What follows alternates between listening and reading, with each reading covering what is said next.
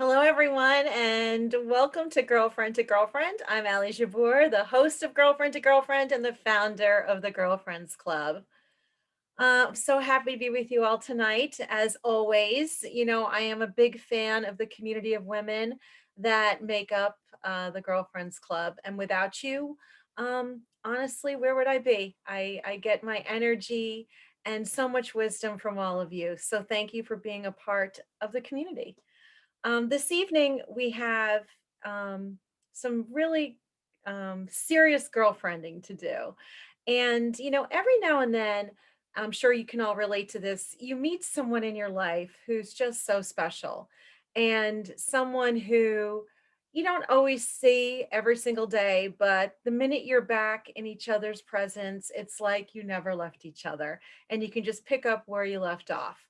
My girlfriend Lisa, who's going to be joining us any second, um, is really that friend. And not only is she talented and amazing and beautiful, but she is just a real, true friend and a beautiful human being. So, welcome to Girlfriend2Girlfriend, Lisa. Hi, I'm so happy to be here. I'm so happy you're here. So some of you may remember that Lisa was scheduled to come on like a month ago, maybe, but the COVID vaccine was available to you, and you were like, "I got to go," and I'm like, "You better go," and you got it. So Yep. now you've been vaccinated, and thank God everything has turned out to be well for you and your family. And we'll definitely get to that story. But I want to start like at the genesis of us becoming friends because Okay. like the story, like it's rare that I have somebody be a guest on the show that I actually, really know very, I know. And we know each other for a long time. We started our careers together way back when at the New York Times, where we were in like silly and fun mode and just trying to figure it out as we went along. That's a good way to put it. How's that? I mean, I constantly remember looking over my shoulder, like, am I doing this right? What am I And I supposed was to doing it right back at you. I mean, it's just so crazy. And then you flat left us. I did. I was like, I'm out of here. I am on my way to my food and my wine. So tell me about that. When you told us that you were going, you were leaving and you were going to become a chef, I I'm like, more power to you. But I mean, not only did you do that, you live it. And you've really made it an enterprise for yourself. And it's pretty amazing. So you went to Cordon Bleu? No, so I went to the French Culinary That's right, the Institute French culinary. down in Soho. It's called Right. something else now, and it actually merged with another Okay. cooking school. But back Okay. then, it was called the French Culinary Institute, and it was in Soho. And what started this whole thing was I'd be sitting at my desk at the times when I moved down to the second floor, and I had my own little cubicle. Which was the And bougie floor, everybody. yes, Once you got to the second floor from the sixth floor, you had made it. well, I would be like, of course, I'd be trying to drum up business by looking through past, editions of the New York Times and who could I call to get more advertising. But what I'd end up doing is like, I'd start staring at the recipes and I'd be like, oh my God, this looks so good. I want to make this. But I was like, you don't really know how to cook. I didn't know how to cook. When I was growing up, I was a baker. I used to love to bake on the weekends, but I never really learned how to cook like meals. So I was like, this is it. This is my chance. I'm single. I can do it now. And I was like, I'm doing it. And that was it. Wow. And when you think about all the recipes that surrounded us at the New York Times, between the New York Times Magazine and in the living section on Wednesdays, I mean, you're probably still cooking up all those recipes, no I doubt. know I have like a book that's like jam stuffed with all these recipes I've cut out. It's like an It's so obsession. funny because I have that too, and my kids are like, "Where are these from?" They're like, how the newsprint has turned colors. I even have Yes. something that was sent to me on a fax, and my daughter's like, "What is this? What is a fax transmitter?" It says it on the top. But I I mean, know. I admire your courage so much. You know, you stepped into something that was true. I mean, I understand that you were a baker, but becoming a cook, is so different. And Right. you really have to be disciplined, and I give you major hats off for that. And not only do you walk the walk, but you talk the talk. And the girl can cook. I've eaten at her table. I So did make short ribs for you recently. yes, you did, and they were like butter. They were like butter. So, I think about, all the different blogs that you've written, and I love your website, thewinechef.com. I mean, you really marry travel with, your story. You bring together the region of the wine, and you bring in, we're in Spain, and you're bringing in the paella, and you're starving at the end of reading your one of your blogs. But before you take me on a journey, a travel journey, explain to me how you learned that you had a fabulous nose for wine and a taste for wine. How did that erupt? Well, that's a good question. I think, if you are really into food, and it all goes hand in hand. So, I started from the food aspect of it, but then it led more towards the wine side, because so I work because the food business is tough. And I worked in the food business for a very brief time, because right around the time that I finished cooking school, I did work, like I worked in restaurants, I worked food styling, I worked at some catering companies, because I wanted to like learn all the different aspects of the food world.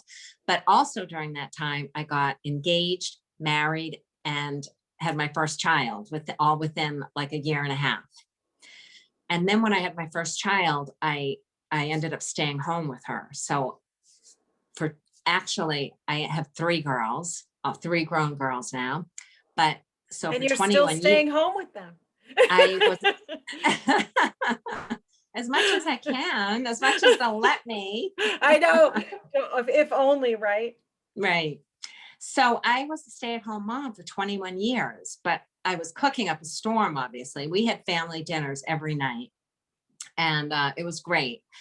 Um, but as time went on, I realized, I would get a bottle of wine to serve with Joel and I for dinner, and I'd want to learn more about it, and just how is this different than a wine from this region? So I became more and more interested in wine, and then I ended up going to taking a class through the Sommelier Society of America. It was like a 5-month program, weekly program. And that's how I ended up getting into wine. And then I got a job at Sherry Lehman, which is like I the remember that. premier shop Yeah. in New York. So that was my first introduction working in wine, was at Sherry So Lehman. So Lisa, when you would make your family dinners and you would get a bottle of wine for you and your husband, how did you figure out what you wanted, or did you just go by what you liked or what you thought you liked, or did you, do some research like, with the chicken, I should serve the poulet foussé or whatever. I don't even know if that goes together, but it sounded fancy. It does. It does. Oh, good. You know what? It was all of the above. I just would go into wine stores and ask them questions. I'd browse, I'd read the descriptions, I'd just try different things, research a little bit, just on a whim, try something I never heard of before. So it was just all of those things. But I realized, wine is, the more you know about wine, the more you realize how much you don't know about wine. So that's why I really needed something like a structured program to like learn like the basics about wine. And the course I took went country by country. And so I learned a lot about each wine producing country and the grapes they make. And it gave me a really strong foundation to jump off from. So then you were doing more cooking because you were learning about different wines, and now I'm assuming that you're cooking cuisines from Austria and Switzerland. and Sometimes. and how's that schnitzel going, right? It's like, Yeah. no, but I admire that so much because I've always been, I always understood from friends, like, you should drink what you like. And, if that's what you enjoy, it's okay to mix a red with a fish or, how do you feel about that? Do you think I that that's totally agree. okay? I totally agree. Sometimes, like for me, Sunday nights, for whatever reason, Sunday nights is just a red wine night. I just, especially in the colder months, I Oh, yeah. crave red wine. It's something homey about us, Sunday.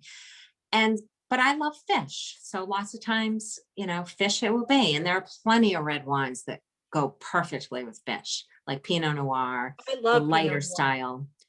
lighter style reds are great with fish. So So delicious. yeah. Matter of fact, our friend Gus, he has a delicious Pinot Noir. Oh yeah. Yeah, I love his Calaris Family Vineyard Pinot Noir. Oh. It's light, and just like you said, I love it with fish. Mm. There's nothing like I don't know, call me crazy, but I really, enjoy it. So, if you're if you're a novice and you're going to, you know, a wine store and you're going to look for a bottle of wine, you don't want to spend $50. I understand that there's some pretty decent wines in like the 20 to $30 Oh range. yeah. I mean, that you Plenty. can, yeah, that you can really, do okay with. You have any suggestions, or do you have a blog about that where you have written Well, I about do have a well-priced? post. I did Okay. an article. I forget the name, but it talks about how to how to approach buying wine in a wine store, and particularly if you don't know.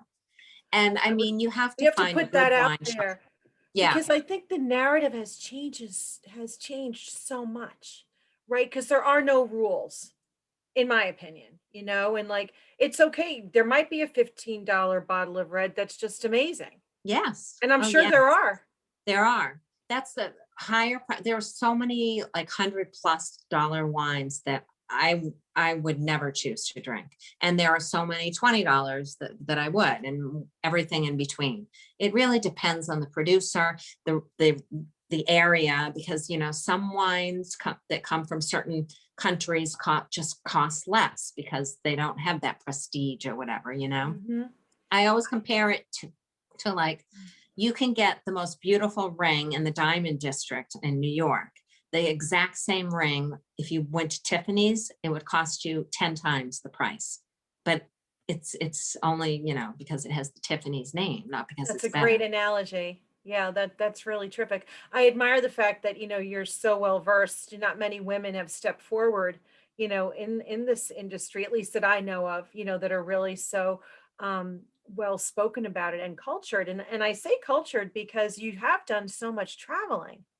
And you've really experienced a lot in the specific regions of the wines that you're writing about. That's really amazing. You've won some awards, you've won some trips. What was the most memorable for you? Take us somewhere. Boy, the most memorable, there's so many awesome trips, but I guess one of the most memorable, if not the most memorable, was the one that I won. I get invited on a lot of trips because I write about wine. So PR companies or consortiums that represent wine regions will invite me on trips. But I did win a trip. I applied to the Millesima Blog Awards, and the article that won me the trip was about pairing sherry with food. And I'm a big sherry fanatic. After I did a trip, I went to the region where they make sherry, Jerez, in Spain, in Andalusia, Spain. So that won me a trip to Bordeaux, and it was like apparently 300 or 400 people applied, and there were 6 winners. And the winners, 2 were from Hungary, and 1 was from Italy, and there was 3 of us from the United States. And they treated us like royalty. And let me just give you one example. We had lunch with the owner of Chateau Margaux, which is one of the top I know, I wine even know wineries. that name.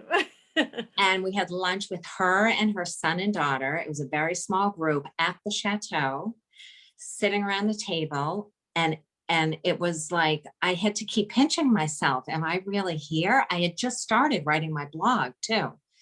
And every time I turned around, the waiter was pouring a little bit more 1996 Chateau Margot into my glass. You're on cloud nine. It was unreal. And that was That's just one incredible. of several. I could go on with those kinds of experiences. It was incredible, I bet you incredible. pinch yourself every time you talk about it, right? It's like, how could this Yes, be? I yes. know, I can understand that. So, we have amazing wine country here in the United States. Have you traveled, Sonoma and Napa? Have you traveled? I mean, here we are in New York. We have New York State wines. We have Long Island wines. There's wines out of Washington State, Oregon, you name it. I mean, there's wines probably coming out of Chicago too that I don't even know about. Oh, yes. Well, every state in the country makes wine. That's amazing. Yeah. Now, So it's I did amazing. not know that. I It's did not amazing. know. I'm actually right in the middle of writing an article about wines from Idaho. I had a Zoom seminar and tasting recently, and they sent me 5 wines from Idaho, and I'm in the process of tasting them all. And it's an amazing story. There, I didn't even realize. I'm embarrassed to admit. I know the East Coast and the West Coast really well, but that heartland of the U.S. I'm not as familiar with. And Idaho is actually right next door to Washington State, which I didn't know and that. and Oregon, and their Wow. vineyards are right there. And Washington State was my very first press trip, and they're making some amazing wines. I also write for Grape Collective, which is an online wine magazine, and I just wrote about Hedges Winery, which is an amazing winery in Washington State that's doing everything biodynamically. What does So biodynamic mean? So it's like it's similar to organic farming in that there's Okay. no the use of pesticides or herbicides, but then it takes it a few steps further. Okay. It also takes into consideration the positioning of the stars and the planets, and there's My different goodness. preparations that they apply to the vineyards. It's a whole other process, but basically people who want wineries who use biodynamic methods, I really look up to, because they, even if you don't believe in all that stuff with the planets alignment and all that, they take such extremely good care of their vineyards. They really, you're getting a good product, and it shows in the wines. I really believe it shows in the wines. Is it, are they easily found here? Is it easy to buy them? Yeah, there's more and more. There's really Okay. a lot. Yeah, you can't always tell, but if you look at the back label, lots of times if it says it's Demeter certified, that's the biggest certification. Okay. And if so, it Demeter. says Demeter, Okay. Demeter, that means it's biodynamic. That's so Anyways, so interesting. Washington State, amazing. California, I've been to numerous times. Yes. Also, I mean, that's the biggest producer of Yes. wine. Oh, But also, really one of my favorite American areas is the Finger Lakes. And I did go on a press trip there, and I just love the wines there because it's more of a cool climate, and the wines are so vibrant, so fresh, so food friendly. It's a oh, I great. love these descriptions. My goodness, which is the perfect segue to, so you had COVID. Yes, I had COVID a year ago. You were one of the first people I knew that got COVID, but boy, did you get hit hard. Not being Well, able to use your senses. yeah. Well, remember you were telling me the story. You went to taste the wine and you were like, "Wait, I can't taste the wine." What was it? Were you eating or drinking or? Well, okay. So when I first got COVID, I mean, I was sick with a fever for a couple, Yes. about a week and a half. So I wasn't drinking anything, any wine. And even after I recuperated from the fever, I was tired. I wasn't really feeling well. It took me a good month to really start to feel like I could maybe, maybe I could have a glass of wine tonight. I feel pretty good. But as I told you, I was having a lot of issues with my taste because I That's what it, lost my sense of smell and taste completely during when I came down with COVID. And so that lasted, like there was nothing that for the first couple of weeks. And then it slowly came back. I kept like a journal, and I would write, well, today I think it's at about 25%. And as the days went on, it went up, up, up, up, up. And finally, it did get to 100%. But during that time period when it was like, I could taste food, but it was like muted. So it was maybe 70 or 80%. So it was around that time I was feeling better. I could taste pretty well. That's when I said, let me try some wine. Let me have a glass of wine tonight. If I could tell you, it was tasted horrible because none of the fruit flavors came through. It was just like bitter alcohol, like having a glass of bitter alcohol. So that was the end of that. I switched to gin and tonics. And you're sticking to that story. So how long has it been? Or So did eventually it all came back. My taste for wine did come back. You know, it took a little bit longer. Once my food was back, the taste for wine was back. So I enjoyed that. I was very happy. But you know, my sense of smell wasn't 100%, like with certain things like Clorox. Every time I did a wash, I'd like open the Clorox to smell it. It didn't really smell like anything. So there were certain weird things like that that weren't good, but food seemed pretty good, pretty fine, maybe slightly muted, but no complaints. Wine, the same. Then in September, I was away with Joel. We went to a weekend in the Berkshires and we went out to dinner and the wine tasted fine, but towards the end of the meal, I started thinking, I don't know, there's a little odd taste here. And then the next day when I went to get my breakfast, there was like this odd smell with coffee. And then there was like the yogurt tasted really weird. And I was like, oh no, because I knew what it was right away. My daughter came down with what it's called parosmia. My daughter came down with it pretty badly in June. And I knew that's what it was. And like threw you back, right? so parosmia is unlike what I had in the beginning of COVID, because with COVID, it just took away my sense of taste completely. And it took me a while to like get it back. But parosmia, it distorts certain flavors. So I was the type of person, being a foodie, I ate everything. There wasn't one thing that I wouldn't eat and enjoy. But now I have like a list of like 15 things that I avoid because of my parosmia.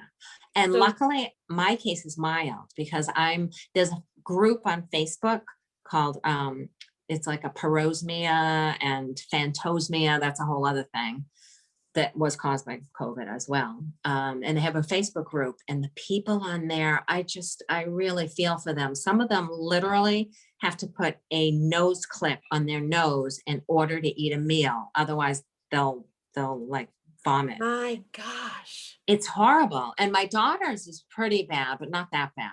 She still eats fine, but honestly, nothing really tastes great to her. I mean, I shouldn't say nothing. I'd say 50 to 60% of the food she eats doesn't taste like it used to. I don't feel like I've heard about this parosmia at all. And I know. And that's the you're thing. saying that there's a Facebook page. There must be a lot of people. And yes, and it's very frustrating because people just don't understand and people don't have sympathy and people think you're like making it up, and it's not. It's very real, and it's very frustrating, and it's really horrible. It really is. And like I said, I'm not just talking about myself right now. No, I understand. Because mine is pretty mild, and so I know what to avoid, so I just avoid it. And there's plenty of things I can eat that taste like they always have, like they did in my pre-COVID life. So isn't this crazy? We're talking pre-COVID, I post-COVID, know. and it's just insane. But it just goes to show you that this virus is very, very serious. And if it doesn't like kill you, thank God forbid. yeah.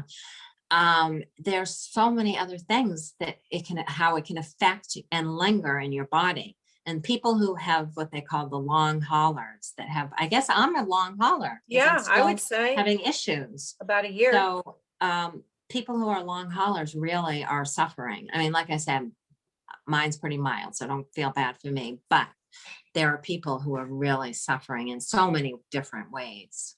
Well, I'm so glad that you're better and that you're back. So we have a minute. Where are you going next? Oh, where am I going next? Trip? Well, you know what's funny? I was invited to Italy next month. But Is when it they open? told me, No, at first I thought, okay, maybe I'll go. But then they told me all the restrictions. You Oh, can only stay for 5 days. The wine tasting was going to be all spread out and restaurants are closed. Like when I go to Italy, part of the reason I go, not only to taste wine, but to enjoy like walking around Rome or of Florence course. or Naples and eating the food. So I said, I think I'll have to pass this year. I'll go So with my you next, though when you want to go. I'll go with you. I'll take one for the okay. team. I always add on to the trip. Like before the trip, I'll fly in a few days early to explore the You can count on cities. me. I'll Okay, I'll sounds explore with great. you. Sounds great. Well, Lisa, thank you so much. And I want to tell everyone to follow you on Instagram at the Wine Chef, and Well, you have actually, my Instagram that I really use the is most which is one? NYC Oh, restaurants. that's right. You use That's NYC where you'll find restaurants on me more Instagram. than the wine chef. So NYC restaurants. And the Wine Chef, you have a page on Facebook, right? And you also Yes, I have do have a page on Facebook, and you The have Wine your Chef, website. or just my name, Lisa Denning. And my blog, though, is thewinechef.com. Yes, thewinechef.com. Yeah. And you Thank can you. read my articles on Grape Collective, too. I have a Oh, lot on that's there. and they're wonderful. Like they're such great articles. They're stories. You write beautifully. I Thank you. can't tell you. Thank you so much for stopping Thank by. you. And you'll come back. We'll continue when you get back from when we get back from our trip. We'll tell everybody what it was like to go to Rome and Sounds great to Naples me. and Sounds Florence. great, girlfriend. All right, honey. Take care.